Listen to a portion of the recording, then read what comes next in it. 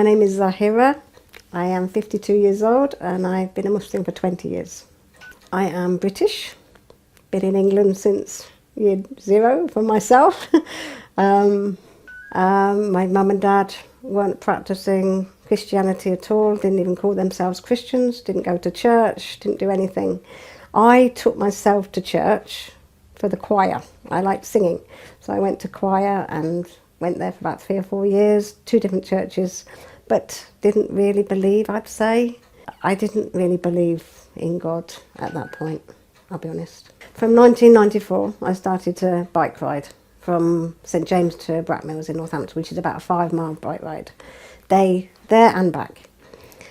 And I started to take notice of creation, the sky, the birds. I love birds. The birds, the grass, the just even through the elements, because I went through spring, summer, winter, all of them, and I saw the snow. I cycled in snow. But anyway, it was the creation that I fell in love with, I'd be honest. And I started to understand that there must be a creator, that there must be a God who made all of this, because it was just too beautiful to take in. After about 2 years, that went on for about 2 years, and I started to think that there must be some rules and regulations, something different, because I was still drinking alcohol at that point. I was actually smoking at that point. I was doing everything that a non-Muslim would do, but I realised that I needed some goals. I needed something to give me some rules, which I didn't have. I was still able to do what I wanted to do. So I started to look at faith, I started to look at religion, and I went everywhere that talked about God. I went to sit with Mormons who told me I couldn't drink Coke or drink coffee, which I wasn't drinking a lot of, but to tell me not to do those things, it was quite hard. I sat with Christians who I'd heard before. Christianity was something I'd heard before. It's what I'd grown up with. I sat with Mormons. I went to Jehovah's Witness meetings where I felt very strange. I felt very unaccepted. I don't know why. I just felt it wasn't the place for me. I read a lot of books.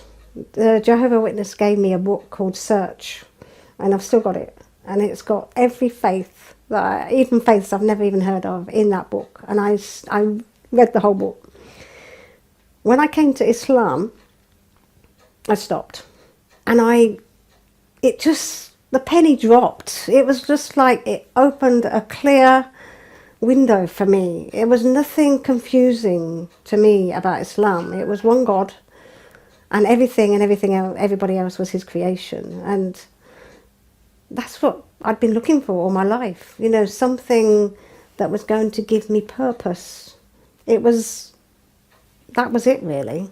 I started to talk to Muslims. I spoke to a couple in London who I actually took my Shahada with. They gave me more books, more tapes. I started to listen, I started to read. And I listened to a tape by Sheikh Khalid Yasin called The Purpose of Life. I was in tears when I listened to it. I was actually travelling at the time. I used to do a lot of travelling, go on coaches and put my headphones on and things like that. I came home that day and I rang the people up that gave me this tape, and I wanted to take my Shahada there and then. I took my Shahada, I cried like a baby. It was as if I'd gone home for the first time in my life. It was unbelievable, the feeling I had. I can't explain that feeling, but it was just a feeling that I knew that I was with God for the first time in my life, and I was 32. Islam has given me peace in my heart, because my life has not been easy, I'll be honest. I've had a lot of ups and downs in my life.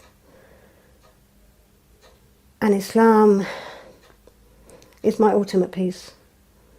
Even before I came in this room, I was thinking about God and asking him to be with me with this, and I never had that before. I wasn't brought up with the peace of God. I wasn't brought up with that. I was brought up with drinking and partying and Christmas and Easter and all these things that really didn't give me any depth. There was no depth in it.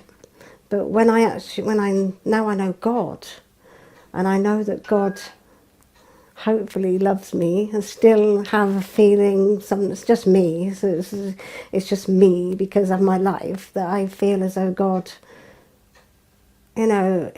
he's there, but I have to work hard for his love. I have to work hard. But I'm devout, 100% devout to him. And I hope that, he's happy with me. After accepting Islam, I developed patience. I used to be so impatient. I like things done now. When I became a Muslim, I read a lot about how patience was such an important part of your characteristics, and I developed it. I've got 5 children, and I'm a single mother, so I had to develop patience. It was something I needed to develop, and I couldn't have done it without God. I could not have done it without God. Because every day I've said, and still say, please help me to become a good mother, help me to be a good mother, help me to be a good Muslim, help me to be a good person, help me to be a good friend, help me to be a good sister, help me to be a good chair of the group, help me to be everything that I need to be, help me to be the best I can be in this life. And he helps me. Not saying I'm the best, because I never will be. I never put myself on top of any pedestal, but I strive. And I know he helps me to strive.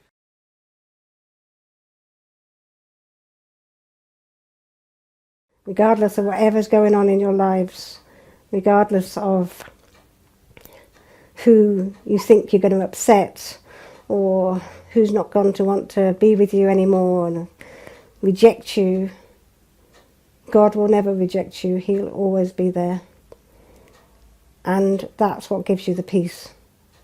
So if you're thinking about it, please research some more. Take small steps towards God. Open your heart and ask him to guide you. And go. Go. You'll never look back. Not in 20 years, I've never, ever thought I'd made the wrong mistake, the wrong decision. And that is the only thing in life that is worth being alive for. Peace be with you.